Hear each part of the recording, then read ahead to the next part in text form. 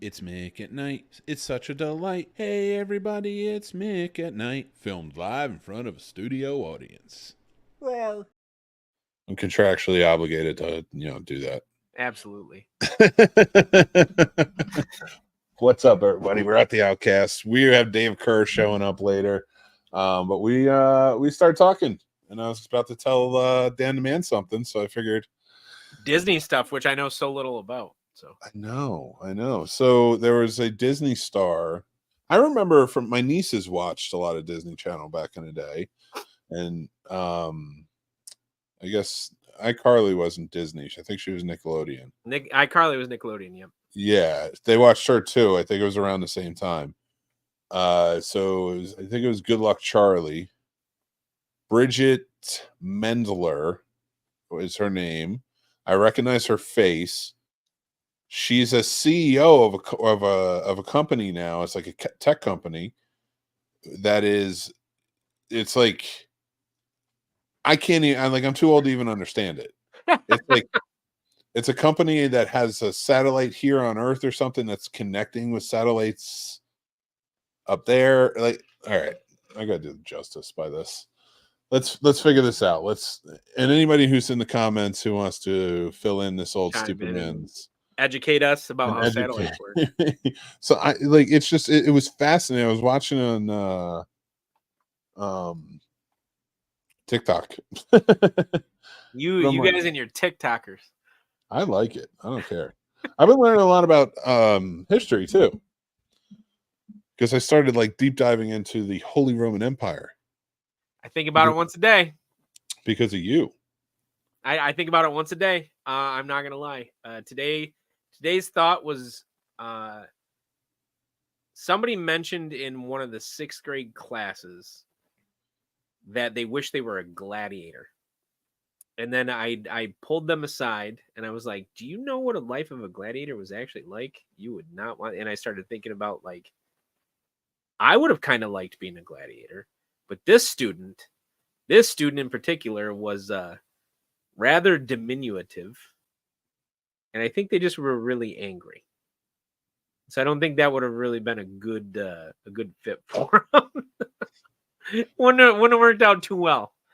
Yeah, I don't want to live anywhere but now. When people are like, you would have made a good Viking, I'm like, nah, no, I'm good. Yeah, do you like water? I mean, they spent so much time on the water. No, I don't want to do any of that. People are like, you're huge. You could have been a Viking. Just been like, I would have just preferred to just chill. Would they have allowed that? Could I have just chilled? No, that's not. No. Yeah, no, exactly. That's what I'm saying. I think I would have made a great skald. Do you know what a skald is? No, what is that? So a skald is a Viking jester. But it's not a jester like you think in terms of medieval,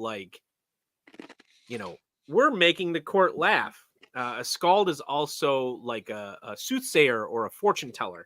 A good example would be Willem Dafoe in the Viking. What was that Viking movie called? Shoot. The Northman, right? The Northman. Oh. So Willem Dafoe in the Northman is a skald. S-K-A with an umlaut over it, L-D. And skald's entire job was not just to entertain, but also to be the storytellers of the clan. And there's a variation in D&D, by the way, of the bard called the skald, and it has a completely different feat set that goes alongside of it and everything. But skalds were also great warriors, so they would lead. They would actually be at the front of battles quite often, and they would lead the charge into battle because they were the people who could channel the spirit of the ancients and bring Valhalla, as it were, onto the battlefield. I think that would have been really awesome. Have fun. They probably died a lot. Could I just have chilled? No, there is no chilling. There's no cool place to be back then. I mean, you could have been a farmer. They had farmers. No. Name So one. you either have to be a far. So basically, Okay. like, don't forget, they live almost at the Arctic Circle. So here's Name your choice: farmer, slave, warrior. anywhere in the world at that point in life, right? Anywhere in the world. Name one enjoyable place. I'd have been great at it. I No. love. I wouldn't want to be a slave, but like name no anything. Name one enjoyable place to live. any wealthy person would have been, no matter where you were. If you were supremely wealthy, that like 0.111% or whatever, like you would have been great. Your life would have been fantastic. Everybody would have given you everything you wanted. Okay. So except, well, like in now. Viking society, so a pretty accurate depiction of like wealth in the Viking era, as it were, is the show Vikings. And so often they're wealthy. We're great warriors too. So you better grab that axe, buddy, and get on that battlefield. So basically, like now. No, I'm going to be honest. Like their life was harsh. And if you study, the best part is, so technically I have a minor in religion. And if you study actual Norse mythology, and that's why I like the Northmen so much. The Northmen is a perfect example of Norse epic storytelling. And if you watch that movie, you can see exactly why they were depicted the way they were. Everything that they did, especially pre-intersection of Christianity and Norse life, Viking life, whatever you want to call it, pre-Christianity, they were surrounded by mountains, so they were so isolated. And they truly, you see a Western civilization, so non-Asiatic, non-African civilization, untouched by Christianity before basically 900 CE. And it's brutal. It is absolutely brutal. Their life is brutal, to the point where, like, for them, hell is frozen, because that's the threat of their life. You think about the metaphor of religion and how people develop the greatest threats. Valhalla is not relaxing. So their ultimate heaven, all you do is battle 24 hours a day. That's their heaven. Yeah. It's pretty explanatory. Look at where they lived, man. So no, you don't get to relax, okay? Like nothing was good back then. They didn't know. You would have thought good was what they thought was good. You know who was cool? Like Jesus. That dude knew how to chill. That dude knew how to chill. I'm sorry, dude. You could have, if somebody was like, here's a time machine. You can go live the 33 years of Jesus's life. I'd be like, no. No, I don't want to. I'm not saying I want to. Oh. I'm saying, like, that dude knew how to chill. What I'm saying is, yeah, he's the world's first communist. Yeah, and they crucified him. It's fucking crazy and ridiculous. Well, to be fair, they crucified a lot of people. They did crucify a lot of people. They killed a lot of people. Got killed. John the Baptist was crucified upside down. Oh, jeez. God, people are the worst, man. I know, like it. I don't know. So if you lived at that time, you wouldn't think it was the worst, though, man, because you're just like, now think about right now. Okay, what things right now? I talk to my students about this all the time when I was teaching seniors, especially. What are we doing right now that in 100 years people are going to look back and be like, what were they thinking? A great example. So Star Trek, we both love the Star Trek movies. In Star Trek 4, which is an overrated movie, in Star Trek 4, Bones is back in time, and he's like, fundoscopic examination. Are you out of your damn mind? Like, well, that's just standard practice. You do exploratory parts of surgery. And he's like, why would you ever do that? Like, so right now in our time period, there are things that in 100 years, people are going to look at us, and you know what they're going to say? We are terribly dumb. Yeah. But you know what we're not dumb about? Having an amazing guest tonight. Love it. It's true. That's right, guys. The Outcasts have a guest tonight. The director of many great films, And he's also got a great film that he's collecting for right now. Indiegogo link is down below in the description. Bloody Summer Camp 2. That's right. We have the director, Dave Kerr, here with us. What's going on, Dave? How are you today, sir? From Slasher 15 Productions. Oh, man, it's great to see you, my friend. What's going on, guys? Thank you for having me. I really appreciate it. Absolutely. And while you're here, I'm going to make sure I throw up the link to the Indiegogo as well. And congratulations, sir. That's a hell of a feat you guys have pulled off in just this short period of time. Well, it hasn't been easy, but we're getting good at it. We're sharing the hell out of it, and obviously we have a lot of returning backers because they trust us and they know what we put out, and I guess they're happy with what we're doing because they're returning, they're buying more films. So Yeah, absolutely. I really enjoyed the first one. If you were going to say one thing about the first film to get people enticed by it, what would you say, Dave? I'd say that it's a love letter to the '80s slashers. That's what it was meant to be. That's why I made it. So if you love Friday the 13th, if you love, even the ones that didn't take place at camp, Halloween. I'm a huge Halloween fan. I think you'll at least appreciate this film. It was not meant to be something that's completely original. It was meant because I wanted to make an '80s slasher. I wanted to make an homage to those films that I loved. So yeah, absolutely. I fell in love with the film a few years ago. We had you on the show quite a bit. You know how much I love your films. Been out. I've been very fortunate to be on set with you, on your sets with you, and see how you work. And I love your style. I'm a fan. You make movies in such, to me, an astounding rate, like a very fast rate.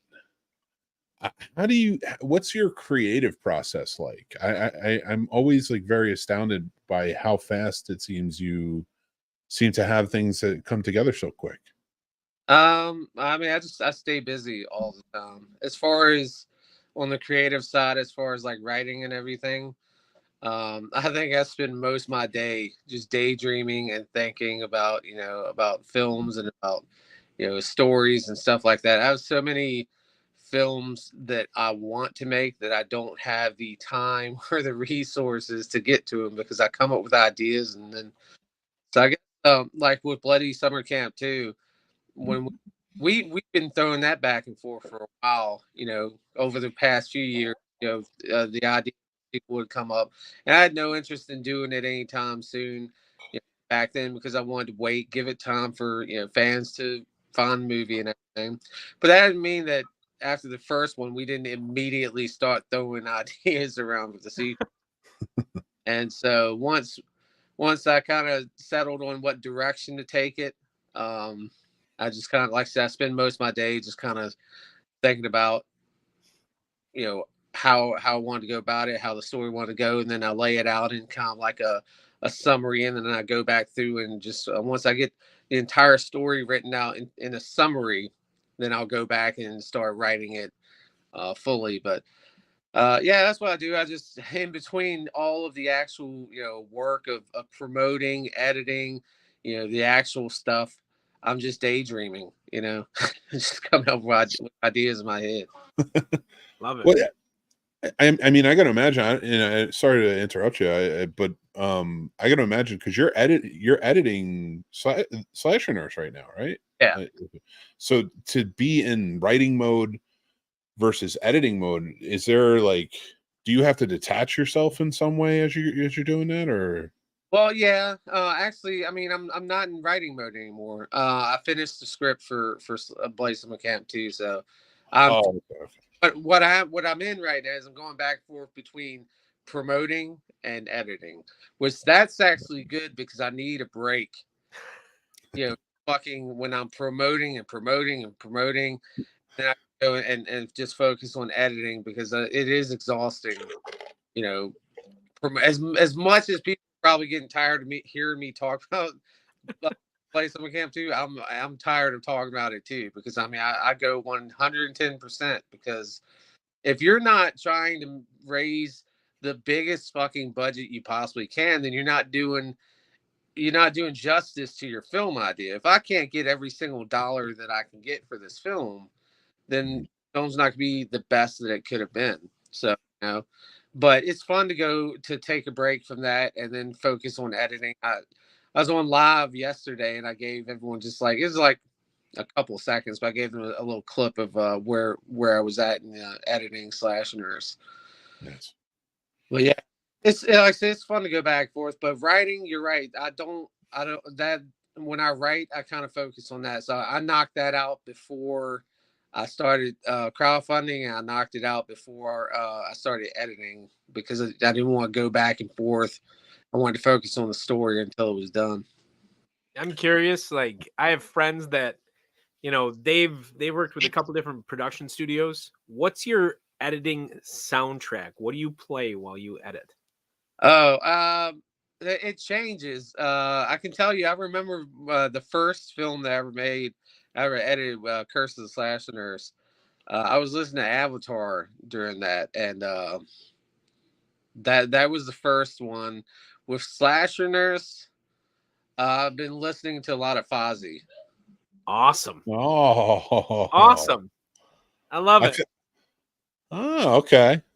Interesting. I mean, I that's I like that. Fozzy has just kind of like a badass attitude in their music. And that's what I see Slash Nurse as. She's just like a fucking force to be reckoned with. She's a badass that's just, unstoppable. So that's kind of like the mood that I have when I'm editing that. I was in a meeting earlier today, and I was wearing the hat I wore on set, and it has the blood stains. I saw that. Actually saw that on one of your videos.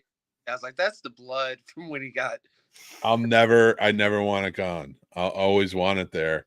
And like I took it and I went back like it, and they're just like looking at it. I'm like, oh no, this is from a movie. I was in a movie. I was like very proud of it. I'm like, that's badge of honor, staying. I love that. I love how that scene turned out. Oh, I can't wait to see it. Yeah, I'm so excited. That's and like you guys offer too, because to I want to promote the Indiegogo. You guys always do this for all of your Indiegogos. By the way, you're in stretch goals right now. Yeah. And guys, everybody, right now, all of your perks that you have going on are just so much fun. You offer just a ton of stuff. You always do, and like it's just like limited edition Blu-ray. You have cast sign posters. Oh, I definitely ordered one for Slasher Nurse. I cannot wait for that. I'm so excited. I have a place on my wall for it to frame. But then like the t-shirts I'm so excited for the t-shirts. You're picking a film. Finally have a fuck off Donnie t-shirt on there. Yes. Yeah, actually, why don't I just pull this stuff up? I'm an idiot, so don't mind me. I'm just enjoying. I'm looking at it and I'm just like kind of fanboying a little bit. So you're picking the film and magazine in the film. That one was actually Mike's idea. I really liked it. That is, yeah. Yeah, I mean, what I'm gonna do with that is I'm actually gonna design like a 90s style magazine. We already got one person, and someone's gonna be reading it in the movie, and whoever buys it is going to be put on the cover of that magazine with some kind of article, some kind of like headline. It's gonna be a lot of fun. Yeah. Craft services provided by. I love the craft services credit. A lot of people like that one. Yeah. The Devil Pack. So that's a producer would like to thank. Cast signed, 11x17, a hat or a beanie, a movie hoodie, a Blu-ray t-shirt. And the 11x17 is signed by the entire cast, including Felissa Rose and any additional celebrities we get. Right now, we have just Felissa, but we're on our second stretch goal. Our third stretch goal is to bring on a second celebrity, and then if we pass that, we'll have the stretch goal later to bring on a third celebrity. So I made Felissa a drink once. What kind? I assume it was called the Felissa Rose. It's a rum cocktail, and she kind of bantered with me on Twitter about it. She's super cool. Melissa gave me some moonshine. I don't know where the hell she got it from. I don't think she knew where she got it from. That's awesome. We were partying with her at New Year's, pop rock and New Year's Eve party, and it was during the karaoke, and she came up to us and she had like some apple pie moonshine, and she's like, "Here, have some." That stuff's the best. I love apple pie moonshine. Yeah, it was like I'm pretty sure. I'm pretty sure she probably didn't even know where the hell she got it from. This guys, so if you're looking at this, like your voice in the film, so in Slasher Nurse, we did this. My wife, it wasn't a voice, but it was the video message. Yeah, that was fun. That was a really cool perk. So like, guys, you should look at stuff like this if you're really interested in like doing stuff and being part of a film. I would have offered the video one this time, but being in the 90s, it kind of nixed that. But yeah, we do have the voice in film, and I know a lot of reasons a lot of people like doing that is it also comes with an IMDb credit, because you're a voice in the film, and you're in the end credits of the film as well. So that's awesome. Screen worn devil face jacket. I love that. Nice varsity jacket. I love that. Does it say fuck off in the back? That's a Dan. Oh, I think I just bought a cast sign. Way to go, Mick. There you go. We did the fuck off on the back of the jacket, but guys, you need to go out there. It's all, I just posted them on the thing, but it is in the description below. Oh, Jimmy's here. What's up, Jimmy? How you doing, bud? George, what's going on, pal? Good to see you, George. And in his free time, he likes to strangle his producer to relax. Leave poor Mike alone. He's a wonderful guy. So, Dave, so I did want to ask, because like this is your fourth film in 4 years? 4 years, right? Whoa. Probably, yeah. Yeah, well, Blaze Summer Camp, Blaze Summer Camp Go Away / Nurse, Blaze Summer Camp 2. And Blaze Summer Camp was filmed mostly in 2020. So yeah. So you were single-handedly keeping the Hollywood alive. the indie art, man. I love it. I'm competing with Hollywood, and they're kicking my ass, even though they keep putting out shitty films. They really are. You're not kidding. That is objective too, because people think I make shitty films. It doesn't matter what your budget is; people always think the film sucks. So, I think the more you do, and the more popular you get, the more people are going to get jealous. That's the easy it's to criticize. I will say this though, with Bloody Summer Camp, obviously I could have made a masterpiece and I still got negative reviews. But I will say this, that since the movie's been out a while, more of the reviews that I read are more positive. Like, it was kind of like hit and miss, and now it's like I don't get too many negative reviews. I mean, we do still get them, but it's actually fun to look up reviews, because I'll go on, if you go on Letterboxd, I mean, most of them are positive, but I'll scroll through them and, it's like, oh, this was a decent film. Oh, this is a pretty good throwback. Oh, I enjoyed the hell out of it. I thought it was a great throwback, man. Like, that's one of my criticisms to some of the films that try to emulate the time period is they don't add to it. But I thought it not just emulated, but added to it. Oh, so like, to me, that's a huge stepping stone in terms of when you sure, pay homage, but try to do something new at the same time. One of the biggest compliments to me that I ever got, like I said, for me, was I had this person that watched Bloody Summer Camp in the same couple days that they watched my best friend's exorcism. And when they reviewed my best friend's exorcism, they're like, this movie was not great, this blah blah blah. Then when they came to Bloody Summer Camp, they said, this film is what I thought I was gonna get with my best friend's exorcism. It's like, this film actually did the 80s justice, unlike the other one. And I feel like where they go wrong is they overdo it, and they try to do too many pop culture references, and they try to do too much. That's not what anyone remembers from the fucking 80s, you know. No, I agree, and I do like that about yours. So it was very, you know, I think my biggest complaint, where I would compare it to, is like, remember House of the Devil, Ty West movie. Yep. I didn't realize that was the 80s. Like, it was almost too subtle. Yeah. You know, like, and it felt like it was like you're trying to sneak it by me. You know, it, like, yours like felt just right. Like, it's almost either in your face, too subtle, or like, oh no, this feels like a movie that takes place in the 80s. Yeah, you gotta get the mama bear. Yeah. Part of that was there was a little more that we do wish that we could have did for the time period. Part of it was obviously because restriction of budget. You know, we had a minimal budget, so we couldn't do too much.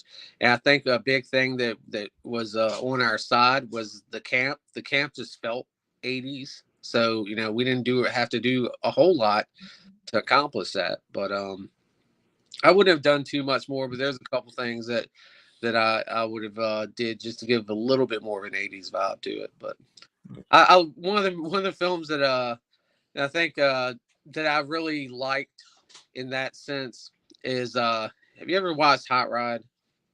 Oh yeah. Yeah. You would think that fucking movie takes place in the 80s until you see modern technology. Yep. It's so fucking confusing watching that film. Most of the haircuts, a lot of it's like, when does this fucking film take place? But you know, it felt like it could have been in the 80s. You didn't see a bunch of pop culture references because it was in the 80s, but it had that feel to it. And that's what we were trying to go for, was just to have the feel to it without every 5 minutes someone talking about Top Gun, you know, just trying to make you believe that it's the 80s. I gotta ask, just because this is something I ask any filmmaker, what film made you want to make movies? Oh, shit. There's always questions like that, and like I'll give an answer and then I'll be like, "Fuck, I should have said that." I'm trying to think about back around the time when I started doing it. I do know that one of the films was probably Behind the Mask. Oh, Leslie Vernon, yeah. That's a good one. To me, Good watching movie. film was one of the times where I saw someone took the slasher genre and did an homage to it and did it great and did it, you know, did a unique spin on it. And I just thought it was creative as hell. Yeah. So that was I love that movie. And that's the first film I ever fucking backed on crowdfunding. So that's the first time I ever even experienced Kickstarter. I didn't even know that was a crowdfunded film. That's awesome. I didn't know that. The first one wasn't. They tried to do a sequel called Behind the Mask, and they didn't reach their goal. But yeah, they're shooting for 400K. I think they raised like 150K, but they didn't hit the goals. So. I wish they did. That was such a good movie. Yeah. Yeah, let me ask, so if you had the chance, budget notwithstanding, whatever you could get, what's a direction you would like to take in the horror genre? You know, like anywhere you would like to go in terms of subgenre, or you know. Yeah, so the film that we should have been doing now is the direction that I want to go. Awfully Strange Night was supposed to be the film that we were going to do instead of Blade Summer Camp 2, but we decided to hold off, and I'm kind of glad we did, because I feel like that's going to be the biggest film of what we do. And it's because, you know, I love doing slashers, and now I always love doing it. But I'm always looking to branch out and do other things. And Awfully Strange Night was just, it's a script that I really liked, and when I pitched it to the others, they weren't convinced. But then when I finally kind of came up with a story and let them read it, they all fucking loved it. And it's batshit crazy. It goes all over the place. It's got all different kinds of stuff in it. You know, it's got creature feature. It's got sci-fi. It's a buddy comedy. It's a slasher. It's a zombie movie. It's a ghost movie. So it's all kinds of shit. I would love to branch out and start doing stuff that's just over the top, just crazy, fucking. You know, I want to push the limits. You know, like right now, everything we do is so grounded because of our budget. Because we don't. If we try to step out of that range, it's not going to look good. You know, the only thing that we can do that looks good is grounded stuff because we have the budget to accomplish that. But Awfully Strange Night is our attempt at trying to go out and do some crazy shit. Okay. All right. Appreciate that answer. That's really it was thorough, man. I like if you didn't direct something that was like influenced by horror, what would you be directing? Probably comedy. Well, comedies or I mean I like dramas too, but I'm always had the comedy kind of edge to it, you know. It's hard, like that's why Go Away was a difficult film for me to write because we were trying to keep it serious, but we always just wanted to go in that direction of doing something funny.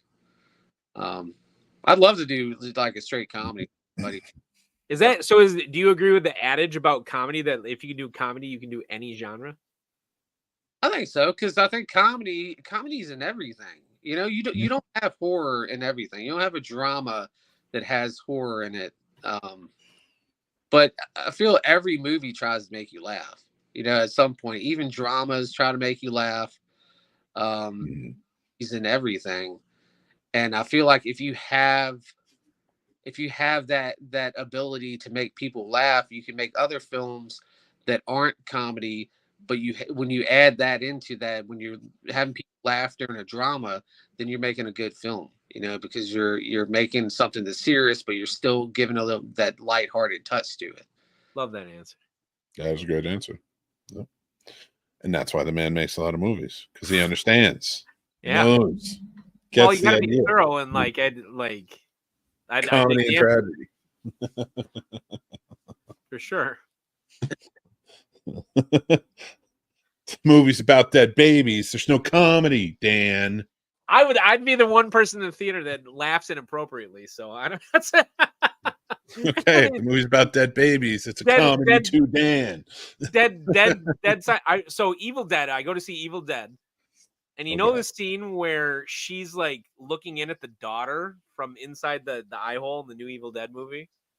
Yeah. And she does some weird thing with like her body or her head, and like dead silent fucking theater. Everybody's riveted by the scene. I just started laughing uproariously, and my wife like takes her elbow and then whacks me right in the damn chest. I was like, "What?" I thought it was fucking funny. It was fun. I don't know.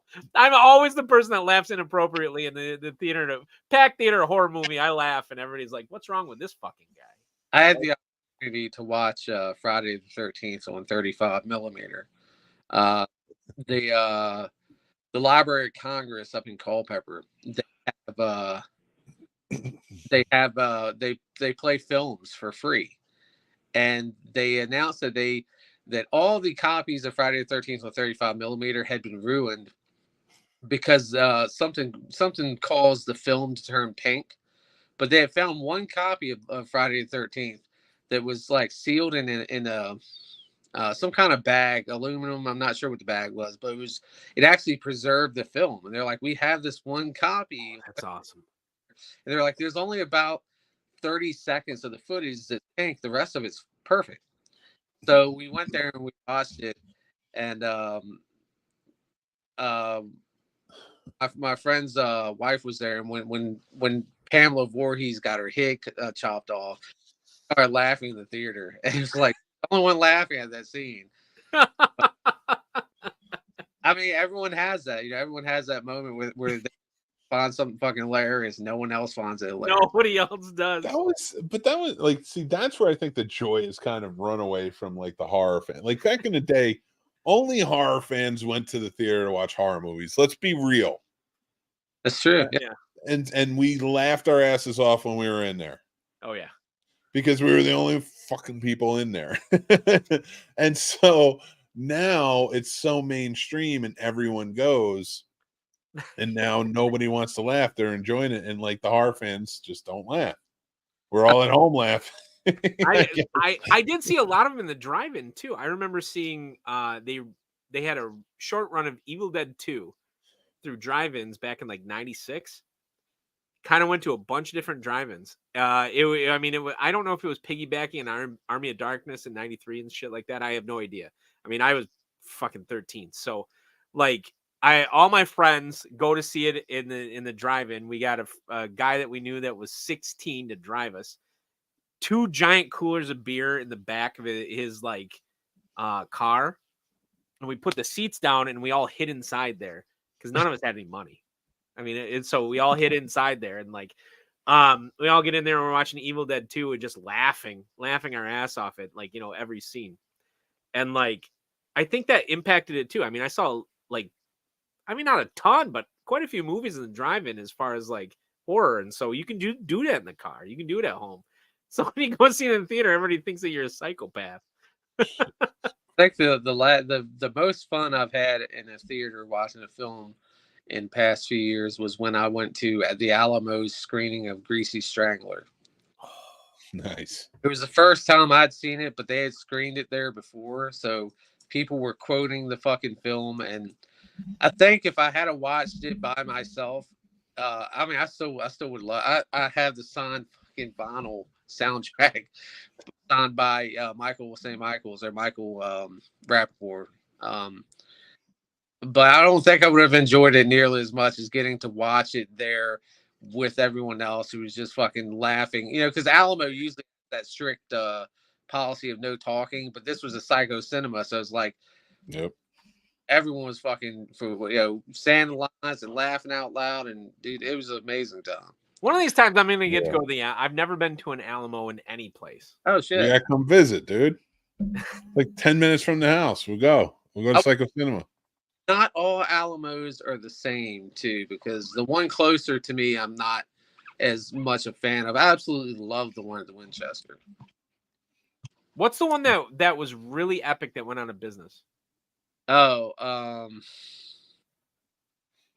they sold all their posters and tons of people grabbed them, and I tried to, and I didn't get any of them. Yeah, I can't think. Oh, I can't remember. It was on social media. It was like during the pandemic, and like it was everywhere on social media. I tried to grab a couple posters, and like I just didn't. I think there were a few of them that were affected. I know the one in Winchester wasn't, because the owners of that one owned the land too, so they didn't have to pay rent. Gotcha. So it was sort of financially easier for them. So would you ever consider a promo like that, Dave, for either Slasher Nurse or Bloody Summer Camp, like where you do it in a drive-in? I'd love to do it. I've been trying like hell to get one of my films played in a drive-in in my state, and it has not been. It hasn't been successful. The only film that played is Go Away. Did manage to play at a drive-in in Ohio for I think the Sinister Con, and it was around Halloween. I didn't get to go. Time my film played a drive-in, I haven't gotten to see it. I got to see a movie in a drive-in. So during the pandemic, they tried that. My local theater did. And my wife and I went to go watch the first Iron Man because that's what they showed. We put the dog in the back of the SUV, and we just, got a pizza and sat there and ate pizza and watched Iron Man. But it just wasn't the same, It wasn't the same. I wasn't with my, like, the equivalent of the basement, Mick, basically, with my dirty friends sitting like, 2 of them want to smoke cigarettes. I'm like, dude, can you just go outside and do that? Like, we don't want this inside the car. 3 guys in the back want to smoke weed, and like all I want to do is drink my Jack Daniels and 20 ounce of Coke, and like like those days especially in the late 90s where we had a pretty active drive-in scene in Muskegon, Michigan, and like you could go every weekend, and there was always a double feature that you could go, and we go there, and just like a couple people got kicked out just by getting too rowdy and stuff like that. Like, pretty hard to replace that. The family drive-in here in Stephen City, like, I don't know, I'd buy it if I could. Like, but I can never get in touch with anybody there. I have no idea what the hell's going on. Turn that thing into like a new mahogany. Hell yeah, man. I'd love to have something like that. I know, like, we've got a couple drive-ins, but I haven't been to them. Anytime they're showing anything I want to see, I can't make it. But yeah, I've tried. I think our films would do great at drive-in. I think they're perfect for that, but we just we haven't had that luck yet. I did like Marquee. I thought Marquee was a lot of fun. That's where we premiered Bloody Summer Camp, and that was a good premiere. That was up there. Yeah. So if you ever get a chance here in Michigan, there's a theater in a town called Clare, Clare. Okay, this theater got renovated, and it is a 100% independent theater. They only have one screen, and they usually only have anywhere from 3 to 4 movies showing any given week. But they do have independent films where they have like gotten people to show there, and it is a kick-ass theater. Now, it's tiny town. It is a tiny town, but it's one of the few fully independent theaters that I've ever seen. And like, I dug it, man. It was so cool. I went to go see the newest Indiana Jones there, which, I mean, like, it's whatever. But like, I went to go see it with my father-in-law and my wife. And the fact that it was 100% independent, I was so into it. And like, I would go see any film there just because they are separate from that entire, like, you know, corporate structure in terms of how films are released. And I don't know how they survive, but they do. They have a fully renovated theater, and the seats are nice. Full concessions and everything, which for a single screen, that's kind of wild to think about. Like, but it was really cool. And like, I immediately thought, I reached out to a couple of my friends that I know try to do independent film, and they were like, man, we got to try to get our film on screen there. And they do it about 3 or 4 times a year. And I think they just let you do it for free. Hell like, yeah. I'm always trying to get our film, any film, you know. I don't care if it's Bloody Summer Camp, Go Away, or any of our new ones. I'm always, if I have a chance to even if I can't be there, if I have a chance to play one of our films in a different state, you know, just to get it out there and get it in front of more people. Yeah. I'm always up for that. It'd be nice if they let you like film something too, to like record and just be like, hey, you know. Yeah, like intro. Yeah, just like do a nice intro too. And actually, I you know, as we're kind of like coming towards the end, I wanted to touch back on Bloody Summer Camp too, if we could. And I know sorry, I we don't demanded it with so many questions. No, you're dude. That's what it's all about. You're good, man. But I do want to, and I know we can't ask too much, but you've talked about it taking place in the 90s, and we've talked about how the first one, you know, you wanted to show that it's not overtly show that it's the 80s, but like, what was your mind frame going into the 90s for this one? Like, maybe, like, is there anything like you had in mind going forth, like for this one, like theme wise, that you can share? So there's a couple reasons we went with the 90s. For one, that seemed like a popular, like, we were out dozens of ideas for a sequel, and the 90s always seemed like the strongest favored route. And the other thing is too, I was born in the 80s, but I grew up in the 90s. Yeah. So if you know, I had some help with the 90s. I mean, with the 80s, like I said, I was born in 86, so only, you know, the beginning of the 90s was similar to the end of the 80s. I did have some help from you know, people who actually lived in the 90s. And Mike actually was at a summer camp, so, you know. With the 90s, you know, that's something that I grew up in, my wife grew up in. So, you know, we actually know the 90s better than we do the 80s. And then there's so much 90s camp shit. that that came out. The fucking heavyweights. Camp Nowhere. Yeah. Even TV shows, Salute Your Shorts. Yep. There's a lot of reference material there. Camp Bonawana. And it seems like In our hearts. I guess that's why, like, because the 80s seems like it took the summer camp and made it scary, right? Whereas the 70s made it almost a place of like dread, but in a bullying sort of like, this is how kids, this is just like war for kids sort of way. And like meatballs and sort of like that sort of thing. Then you had the 80s where it's like, okay, you go to summer camp, you're going to probably die. And then the 90s was like, this is like an adventure. This is fun. This is like, this is just great. With the summer camps, they funded that shit. They're like, no, we got to get a reverse. we gotta get it. Well, and truthfully, like, I always felt like the 80s films were made for the parents, not the kids. Yeah. So it was about scaring the parents. Like, you're sending your kids away. Now here's what's happening to them. And then the 90s, it was like, no, we're going to make it for the kids. Yeah. That's what it felt like to me. Like, I don't know. And it, like, the 90s are a great period for horror now, because in the 90s, it was a fairly weak time for horror, especially that era between 1992 and 1996. That's kind of a weak era. And like, great to revisit, great to paint a broad brush on, and like, our film is slapped in the middle right there in 94. And the other reason I do the 90s is because after the events of the first film, we absolutely loved working at the camp that we were at. I mean, we couldn't have had a better camp and couldn't have had a better relationship with the people who ran that camp. So we wanted to go back to that camp. And when I found out that they were actually ecstatic to bring us back, I wanted to, just for the story wise, camp's been shut down for 8 years after what happened, because obviously a bunch of murders happen. You don't open the fucking camp the next year. So, unless you're Crystal Lake. Yeah, right. True.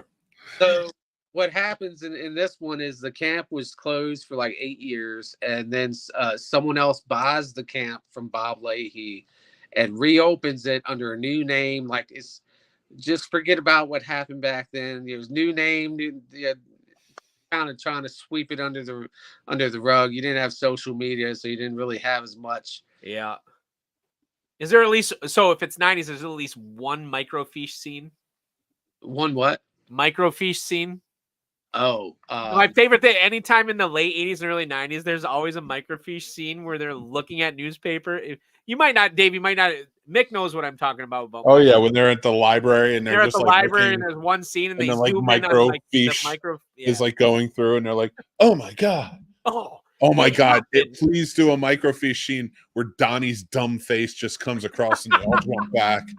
And like, and it's just like, what it really is they would take pictures of newspapers. And so you have this very tiny picture of the newspaper and you roll it through and it always got stuck. Oh God, it was so annoying. Hold on, I'm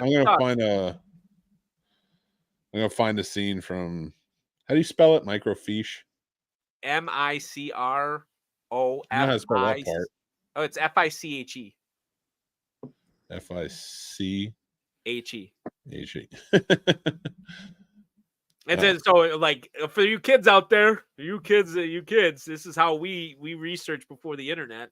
Yeah, Amber just pointed out that was actually a scene in behind the mask in the library. They do, yeah. They have the library scene, and you got two dials, and one spins it, and the other zooms in, and like, there you go.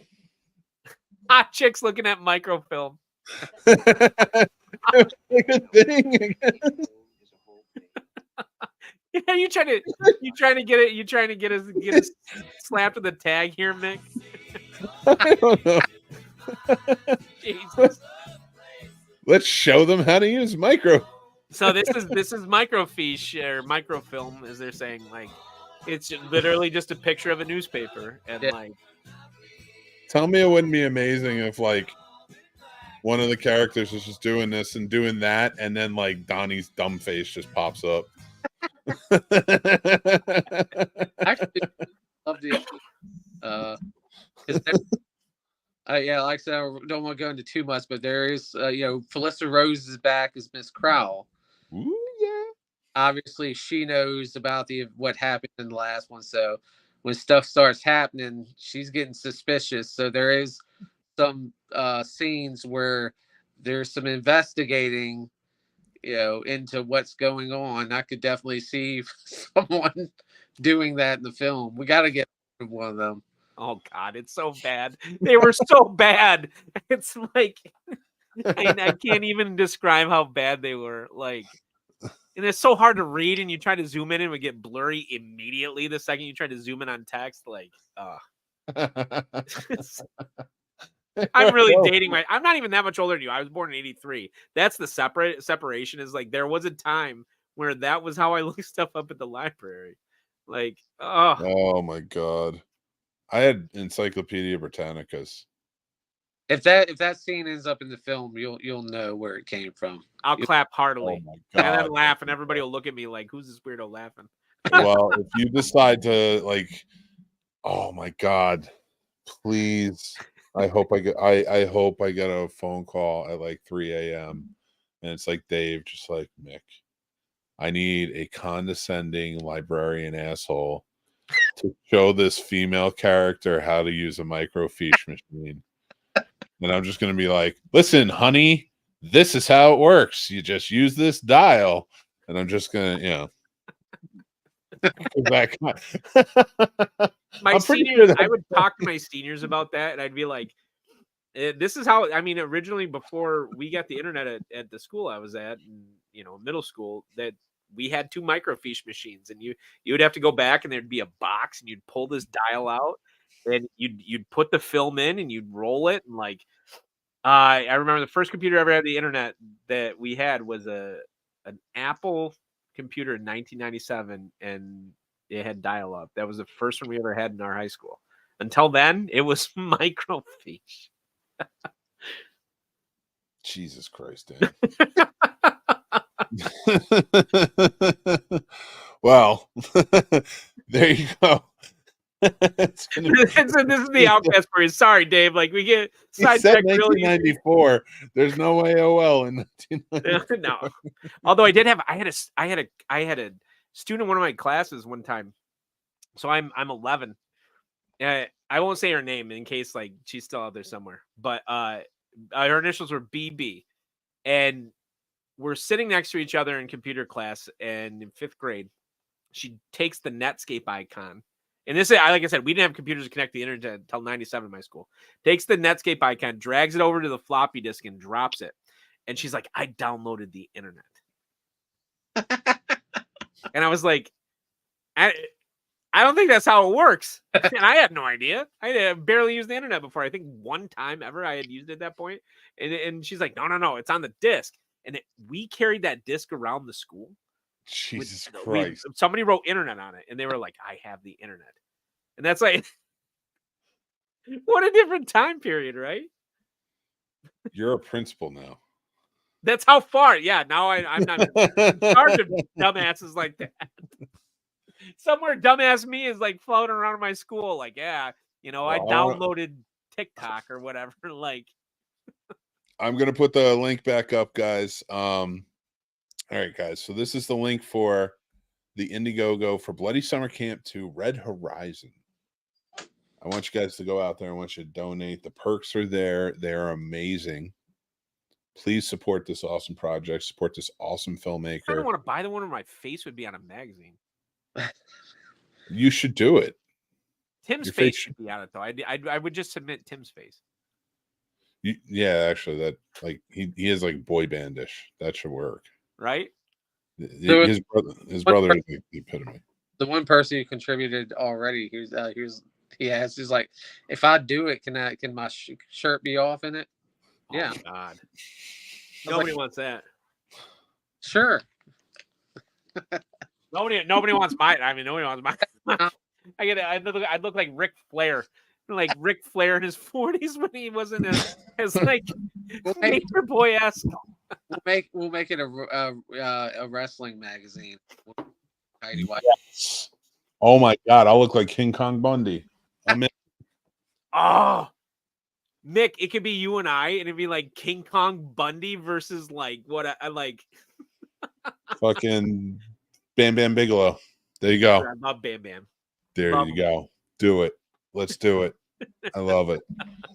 But guys, you got to support this awesome project. They're in their stretch goal now. God, how long has this been up? This only been up like what? Not even.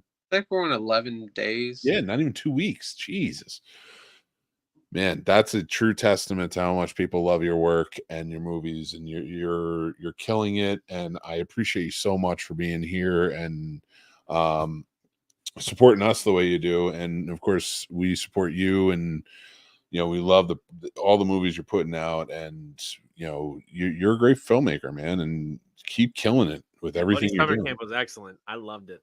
I really Go appreciate away, Slasher Nurse. I can't wait, man.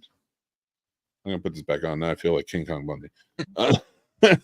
But yeah, dude. Thank you, Dave Kerr. Appreciate you, man. Guys, go support this awesome film. Sequel to Bloody Summer Camp 2, Red Horizons coming. I can't wait to see it. Keep your eyes out for that microfist stretch goal. I will. You have no, dude. That's don't tempt me with a good time, Dave. Don't tempt me with a good time. No, if we can make it happen, you'll see that scene because I think that's fucking hilarious. Oh my god, that'd be amazing. Yeah, you think it's hilarious now. Before you put it in, go use one. And you'd be like, I don't want to subject another human to this. Like, oh man. And now imagine having to create the newspapers for it too. Oh, that too, yeah. So I mean, you'd have to take. It's not as hard as you think. How do you even get film anymore? Can you actually get like film? Yeah, you get them made up. Okay, Yeah, so like you'd have to get like a high enough resolution film camera to take the pictures of the newspaper and then scroll that. No, that's what you used to have to do. There's ways to do it now. I guess I don't know, dude. I'm not a filmmaker. We made one film. I did all the props and I made a couch float on Lake Michigan. Damn it! And that's a point of pride for me. We escaped the zombies floating on a couch in Lake Michigan. There are shots of us floating. And actually, like, going out into Lake Michigan on an actual couch. And I did that. Thanks, physics class. I'll never show my movies. You have to at some point. No, I don't have to. Well, I told you, 5,000 subscribers. You promised. And the microfist machines on eBay. Oh, my God. We're going to find these things. I could actually, Dave, I will check. There is a chance I might be able to get one. So I'm principal, and there might be some.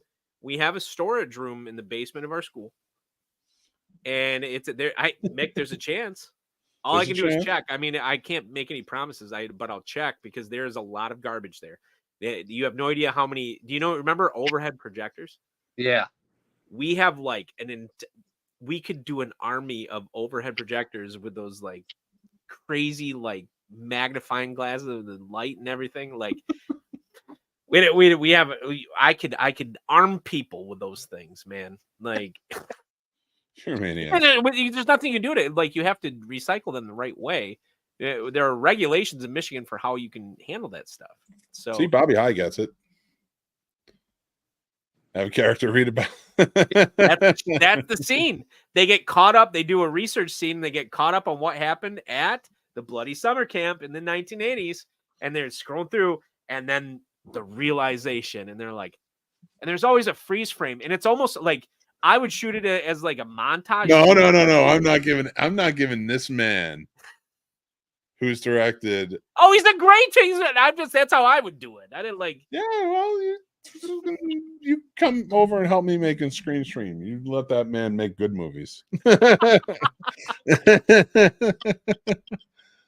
But Dave, I want to say thank you again, man. Thank you so much for jumping in with us tonight and hanging out. And we're having a great time with you. Anytime you want to come back on, talk about the movie. Once it gets started, too, you know where to come and promote, man. We love you. Oh yeah, man. Thank you both. Realize it was a great time, dude. Absolutely. All right, brother. We're gonna let you go, and then we're gonna start, doing our thing. But we will talk to you soon. Take care, brother. Cheers. Easy. Night. That was so much fun, man. Dave's it. such a good dude. You and your That makes me want to microfiche. watch Bloody Summer Camp again. I know. I like that movie. It's a good movie. It is a good. I'm gonna take my gummy. It's time. I It's thought you time. already did. No, I didn't. I smoked a little bit, but I didn't take. No, because I wanted to stay straight for Dave. I like Dave. I stay clear headed, man. I don't stay clear headed for you. I didn't like. You're not staying clear headed for me, even having beers. Well, hell yeah, I am. It's Friday night, man. Which is No, fine. but to be fair, I need a lot more of this. True. Like, True. I get it. I will say this, like, on the topic of microfiche, Mm-hmm.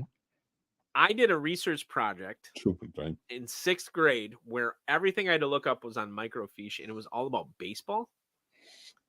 And it was so obnoxious trying to find all the information I needed about baseball in the 1960s. And I did it at our local library in Ludington. I went down there, and I ended up, side note, making out with a high schooler. So here I am, you know, no, 8th grade. Sorry, not high school, 8th grade. 8th grader who was best friends. So my best friend, his older sister was in 8th grade, and her best friend was there. And we were all hanging out together. We were all going to ride home together. I ended up making out with her in the basement of the library. That was pretty hot. Jesus Christ, dude. There's a lot of twists and turns in this story. Hey, I got bored, man. My research was done.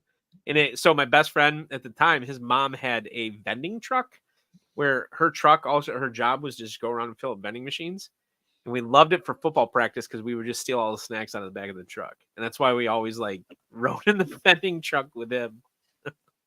I heard somebody put something up on TikTok the other day I thought was a pretty good idea. And it was the idea of, like, if you have kids and they, you know, have them save their money and then help them to buy vending machines.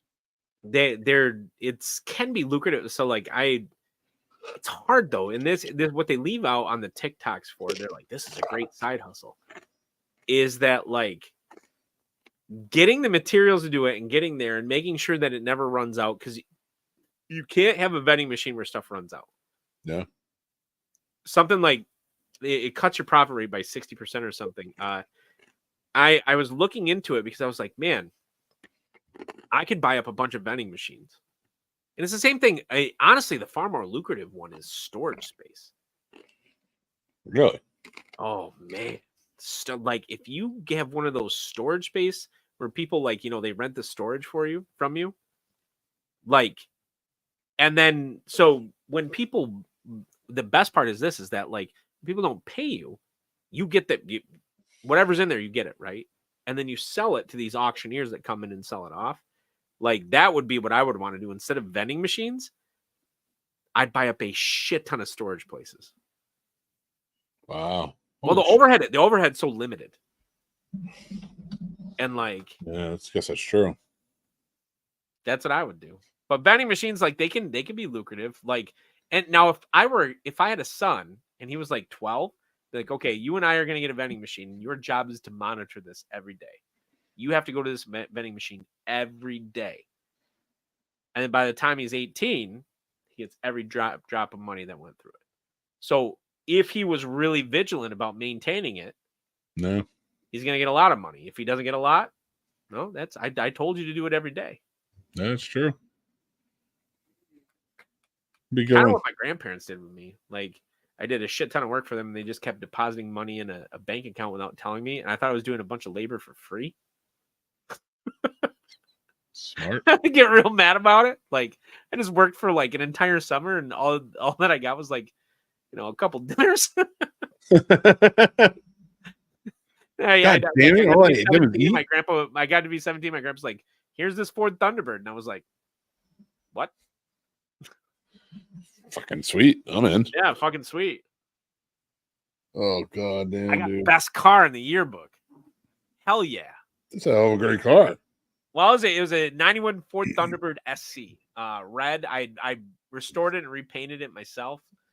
Had a sweet stereo. It was fast as hell.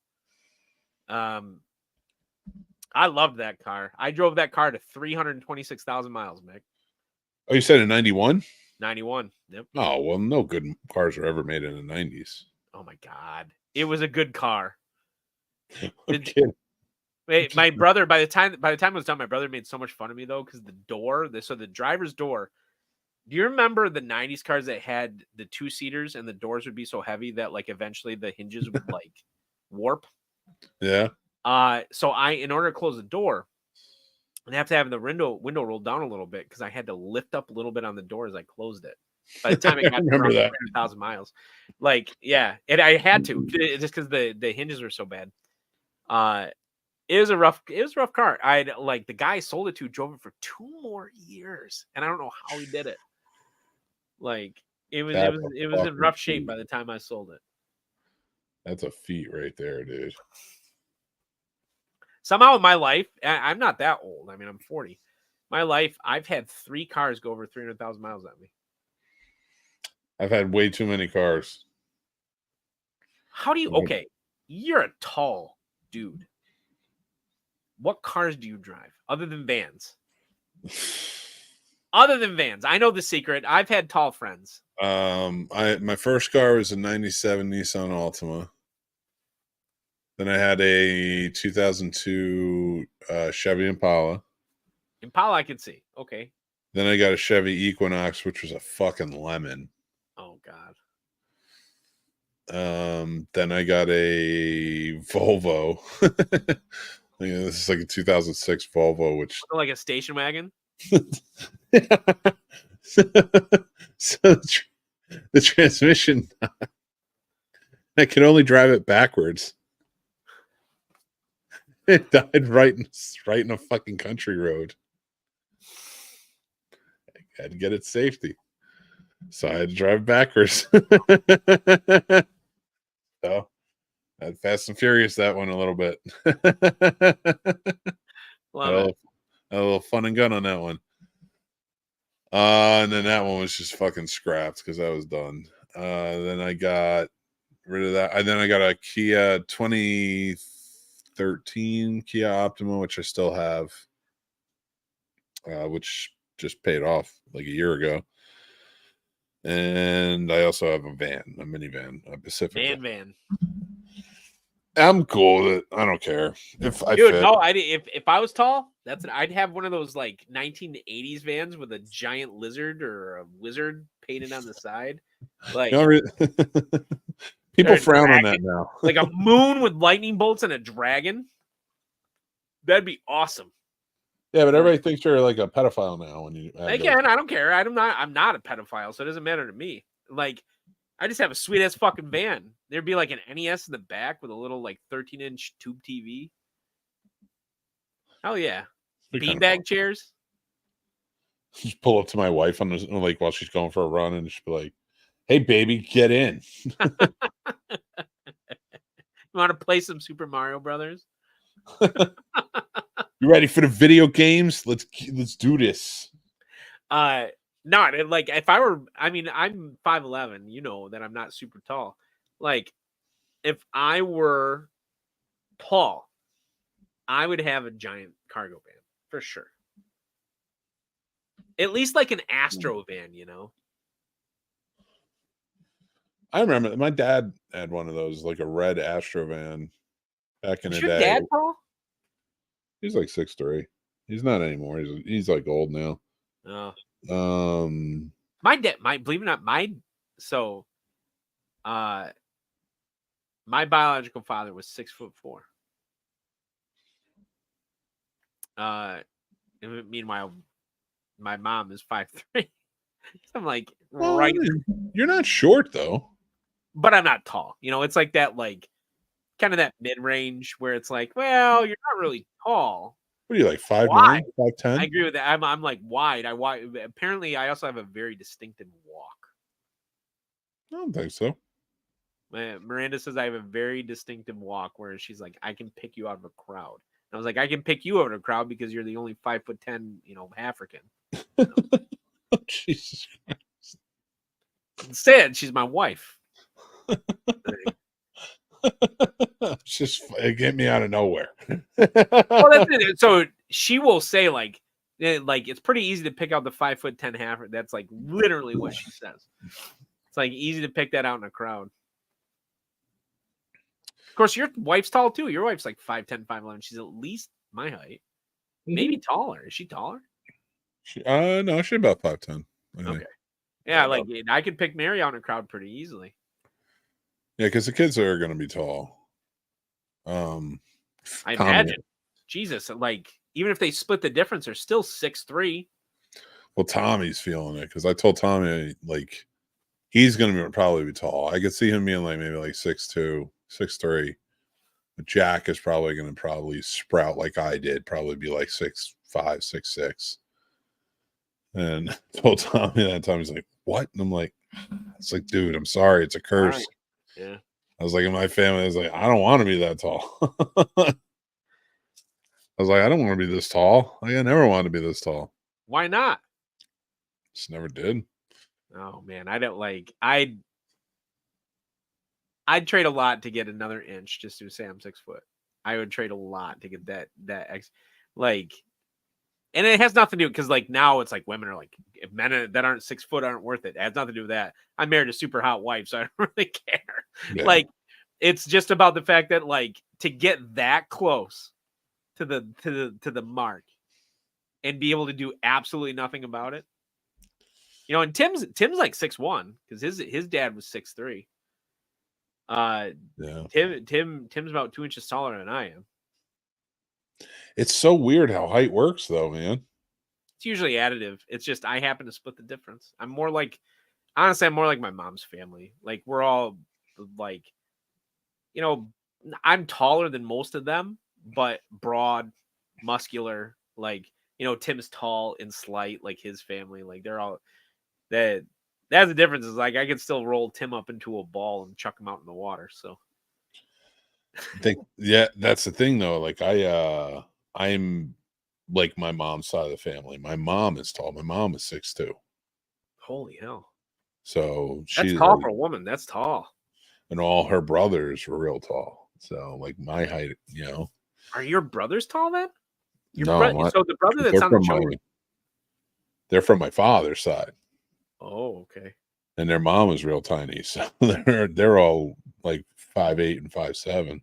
I say the one that's been on the show. I feel like he's probably like my size, right? He's 5'8". He's the 5'8" one, and the oldest is 5'7". But he's like built like me though, isn't he? Or no? Am I completely off base? No, not really. Not like you're like a little more muscular. Really? He just seems like, you know, stout. That's it. Like More of a beer gut. huh. I mean, I guess like, you know, a little stockier because he's a cop, so. Yeah. But no, I wouldn't say anything. I wouldn't hold on to anything major. Like you go and work a little bit more. Gym, dude, gotta put in the and I can't right now because of the shoulder. But I did I tell you that I'm thinking about hiring a personal trainer now that I'm getting to the end of PT. I want to bring in a personal trainer, and they said with my frame, I could easily add 55 pounds of muscle. Get in there, man. If they say, what would that do? Think about this for what do you think? All that right, would but are they working within the constraints of what your doctor's saying too? Oh hell no! Come on, you like I give a shit about what the doctor says. Come on. You need to stick with. You're going to tear your arm. For what? For what? Like who cares? Like I've been so good with PT. I'm way ahead of schedule. Like I mean, think about where I was, and like I'm way ahead in PT schedule. I have a full rotation in my shoulder. I am 4 weeks ahead of my weight requirement. I'm above 10 pounds now. Like, I'm good. I'll be back boxing by next year. You watch. I have 41-year-old boxing a bunch of 14-year-olds. Well, probably 24. I shouldn't say 14. Like, although one 17-year-old boxed me and I knocked his ass out at club. Like, You listen. You maniac. Calm down. Get to 100% on your shoulder. Wait, Mick, is what you're saying? You want to box me? Is that what you're saying? I do not want to box. I don't want to do any of that shit anymore. I am no longer a violent man. No more violence in my heart. Oh, come on, man. It's all about intensity, not violence. No. I'm a man. Okay, I've said this with Miranda before, and think about it. We're old married men, right? Mm-hmm. I gotta imagine you probably played football like I did, where it was like with violence in your heart. Could Mary have watched you play football? I mean, maybe when we were both in high school. We were different people back then. She wasn't really that violent. She wasn't really into all that violence stuff. I think Miranda would have a rough go. I think it would be tough for her. Like, I took some hits. I mean, you think about like football back in the 90s, right? Like I took some fucking hits, and like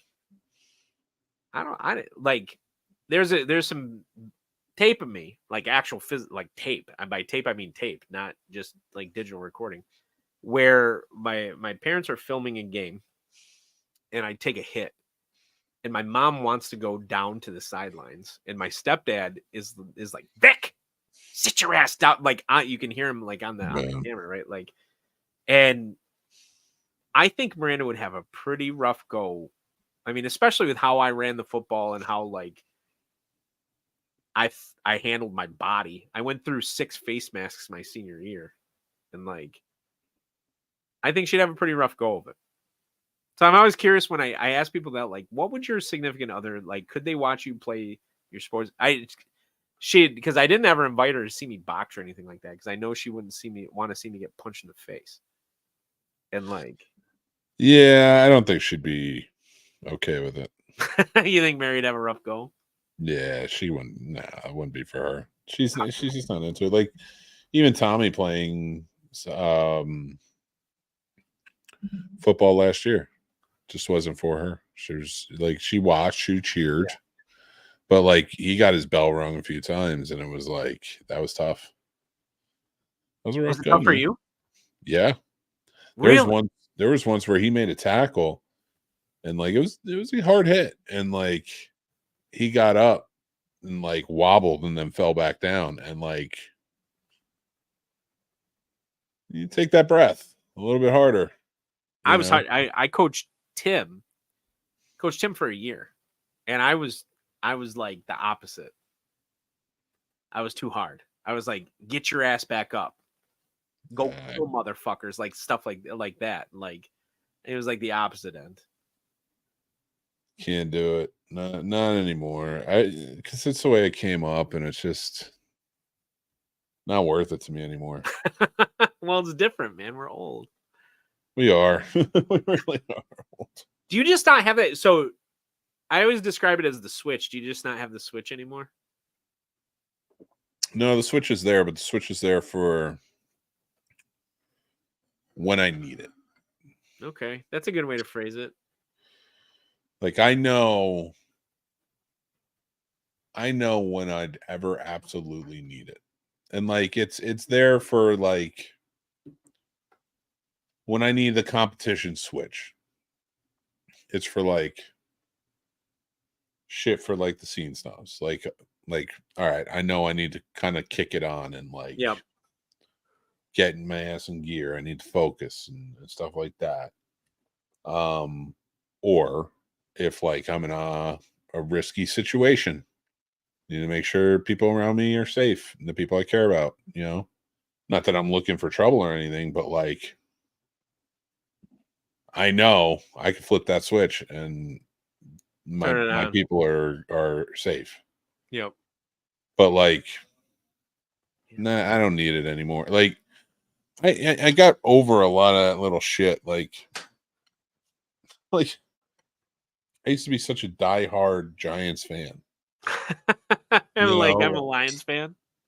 No, I fucking like die hard. Like, oh, fucking fuck every other team. I'm a Giants fan. Blah blah blah. This is what I am. I grew up this way.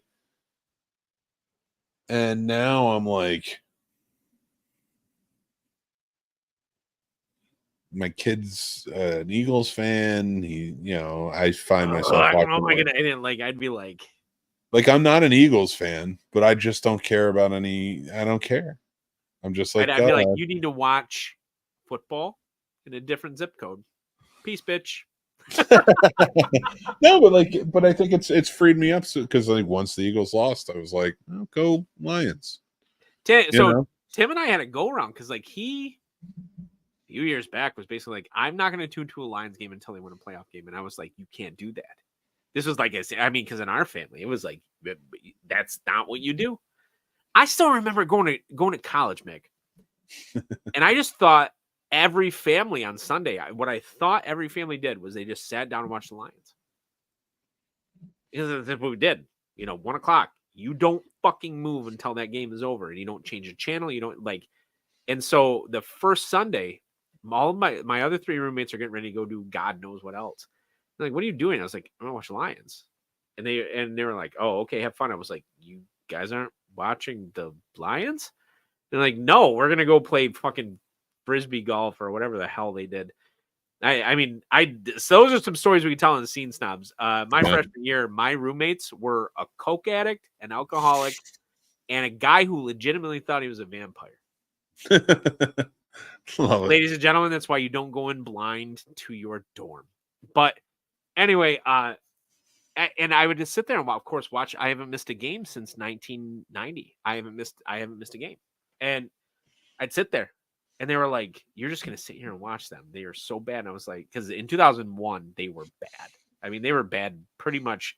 Once Barry retired, they were basically bad until end of last year, and. So they'd be like, "You're just gonna sit here," and I was like, "Yeah." And people would walk by the dorm. The door would be open. You know how it is in the dorms. You just have your door open. I mean, like, "Are you watching the Lions?" I'm like, "Yeah." And they'd laugh and just fucking walk by. And so when Tim said that, it was kind of like, "Yeah, yeah." So I've stuck by it all the way, and I don't know. I often wonder. So my wife says I am a hard candy shell with a soft inside, right? But I would argue that inside that soft inside is a switch that has not gone away. No matter how much I've wanted to bury it, it never goes away. Yeah, I don't think it ever goes away. It's the monster that's never going to leave. But you stuff in the basement, Mick. It's never going. Why do you think I'm doing this program? I'm like, I want some of this shit gone. You got to get rid of some of it after a while. It's driving me crazy, but at the same time, you could get rid of it by writing films. Well, I need to get rid of it in better ways too. You're right. There's ways. But I need a little more intensive than that. But at first. But no, you're right. But it's that switch, man. Some people have it, some people don't. No. There's some people who definitely don't have it, but that's Miranda does not have that. And I think it shows up in the workplace too. I've said this before. I look at somebody like Michael Jordan, right? Mm-hmm. And there's a difference between being a competitor and a killer. Yeah. Michael Jordan was a killer. Kobe Bryant was a killer. Tom Brady is a killer, right? These are guys that they don't care. They're going to win. And there was a time in my life where I really strove to be that. And I often wonder, pushed against the wall, because think about how soft. My life is pretty soft now, comparatively. Does that still exist? And Tim's point is why do you have to find out? And I was like, because I have to fucking find out. That's why I want to know. And I don't want to challenge it, because the way you find out is you got to be stripped down to have it switched back on. I don't need to have it stripped down. I know it's there.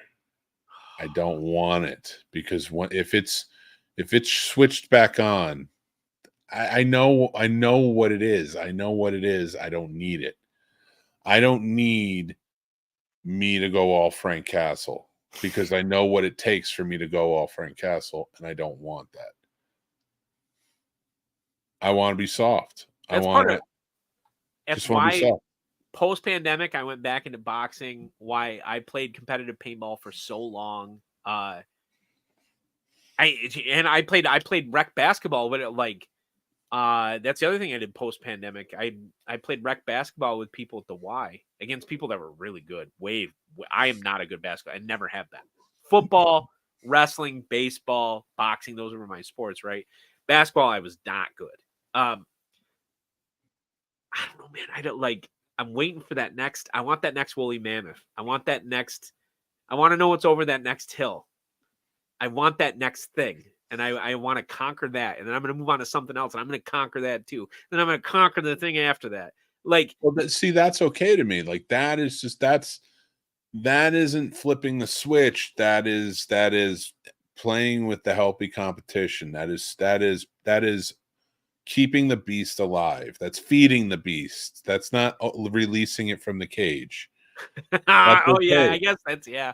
That's fine. Like, go ahead. Like, I do think that like you do need to go and do things. Like, yes, you can't just be soft. You got to go and face certain challenges. You got to go out and you got to push yourself to certain things, certain degrees, or else you're just dead. So yes, I get it. But is I'm it just okay saying, to be complacent? no, don't become complacent. Some people that's like. So here's the thing. Like, I don't think so. But is it okay? Yeah, for some people, we're not those people. We're not. There's some people it's okay. There's some people who can just they can sleep on the couch and just watch TV all day and do it. I can't do that shit. That's not you. That's not me. Like we can do this and then we got to get off and it's work. Like, yeah, I could take a gummy, but then I'm going to probably fucking be working. I know I have to get a bunch of designs done. You know, like I have to edit. I have to get stuff done. Like I know what my fucking shit entails or what I have to get ready come for. full circle. That's why you'd make a good Viking. Oh, I want to be a Viking. you didn't see that coming, did you, Mick Manhattan? That shit doesn't fucking. I don't want to be a Viking. That's some fucking shit you got to do. Circle. There's some bullshit. There's some bullshit. I don't want to be a Viking. It's so much shit. There's so much stuff they had to do. Yeah. Because life, like, oh, how exciting would it be if life itself was a threat? Come on. Like, I want to, you know what? If I had to live in the olden times, the only job I'd want to be is Zeus. You just want to polymorph and bang everything? That's basically what he did. I mean, like, just easy. Sit. Dude just had it easy. His whole life was just easy. You know, so Socrates, even though it's debated whether he was real, Socrates purportedly could drink a barrel of beer or mead. Beer didn't exist yet. Barrel of mead, fight pretty much anybody, was purportedly the smartest person, of course, could run faster than anybody, lift more weight than anybody, and eat more food than anybody. This is the whole thing about like what he could do it all, right? It's where the term arete comes from. It's a Greek term meaning perfection, but it's not a direct translation. It's more like being good at everything. It's not perfection. It's just like you can do anything. Like that's a term that I've always been obsessed with. I mean, the Norse are one thing, but like the Greeks, sure. I mean, like they knew how to be well-rounded. I pointed this out to you. Like we had a discussion. I can't remember what it was a few weeks ago. Like what I would be like as a dad, and I think that movie. Aragorn has like 13 kids or something like that, and he's homeschooling them. God, what the hell's the name of the film, Nick? Captain Fantastic. Yeah, Captain Fantastic. That like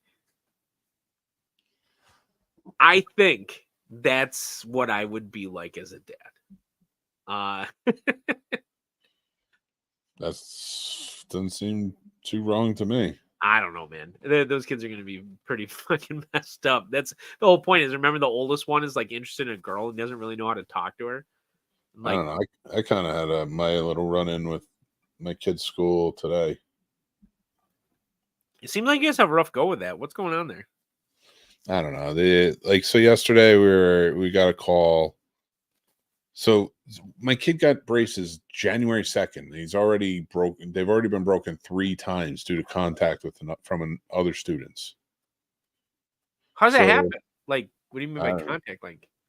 Like one time he got pushed. Another time, I guess he accidentally got hit in the face. Oh. And then yesterday, I guess he got hit in the face because it was his first fight. Poor bug. So I guess what happened was they were in gym class. No cameras or anything. They were in a certain part of the gym. They were playing some game that's called shoestring or something like that. Yeah, I know. Yeah, I know. Yeah, it's dodgeball, but basically dodgeball, but not like what we played like. Yeah. Yeah. And I guess one kid pushed him during it and whatever. He didn't think much of it, but he got out. And as he was going to sit down, the kid jumped in his spot where he was going to sit, and he was just having a bad day. So he yelled at the kid to get out of his spot. Yeah.